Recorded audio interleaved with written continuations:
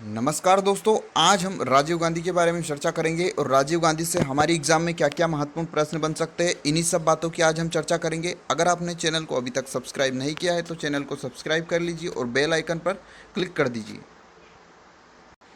और साथ में अगर आप किसी भी एग्ज़ाम की तैयारी कर रहे हैं तो आप परीक्षा ऐप के माध्यम से अपनी तैयारी को और बेहतर बना सकते हैं। और साथ में जो है आप अपनी तैयारी में इस परीक्षा ऐप के माध्यम से अपनी तैयारी को जो है और आगे बढ़ा सकते हैं। तो अगर आपने इस एप्लीकेशन को अभी तक डाउनलोड नहीं किया है तो इस एप्लीकेशन को डाउनलोड कर लीजिए। यहाँ पर आपको बेस्ट टेस्ट सीरीज़ मिलेगी, साथ में daily free of cost daily dose के रूप में क्वेश्चंस मिलेंगे।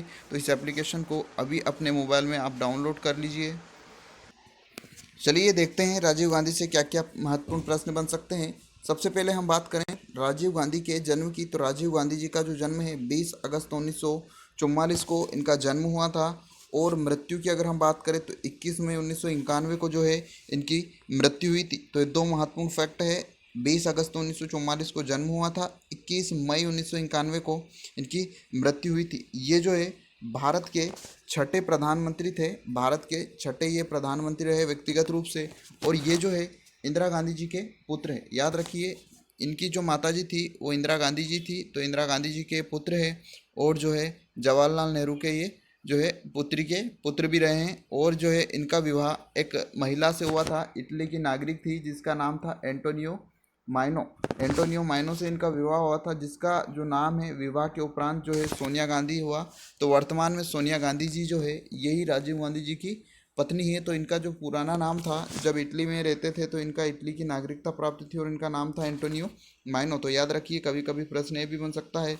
इनके पुत्र का जो नाम है वो है राहुल गांधी। तो राहुल गांधी जी जो है ये इनके पुत्र हुए हैं। और जो है प्रियंका गांधी जो है इनकी पुत्री है। तो ये भी याद रखिए कि राहुल गांधी इनके पुत्र है और प्रियंका गांधी जो है इनकी पुत्री है।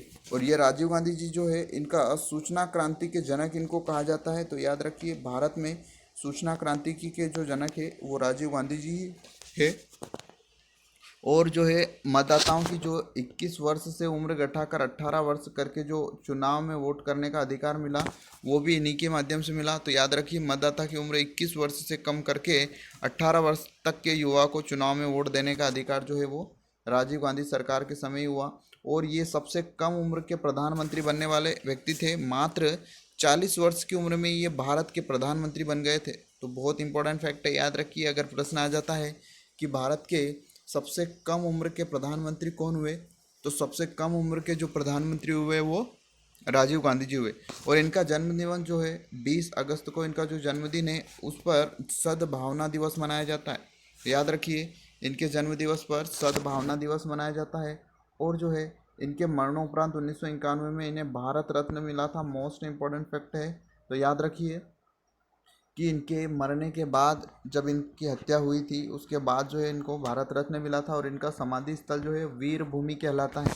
तो ये भी इंपॉर्टेंट प्रश्न है, यहाँ से भी प्रश्न बन सकता है कि राजीव गांधी का समाधि स्थल क्या कहलाता है, तो वीर भूमि कहलाता है। 1985 से 1991 तक ये कांग्रेस के अध्यक्ष रहे और 1989 से लगाकर 90 तक ये लोकसभा में विपक्ष के नेता रहे। तो ये महत्वपूर्ण फैक्ट जो है राजीव गांधी से है। तो आप इनको अच्छे से नोट कर लीजिए अपने नोट्स में और याद कर लीजिए। कई सारे एग्जाम्स में यहाँ से प्रश्न पूछे जा सकते हैं। आपको वीडियो कैसा लगा कमेंट करके ज़रूर बताइए। साथ में अगर आपने चैनल को अभी तक सब्सक्राइब नहीं किया है तो चैनल को सब्सक्राइब करके बेल आइकन पर क्लिक कर दीजिए और अपने दोस्तों को भी शेयर कर दीजिए।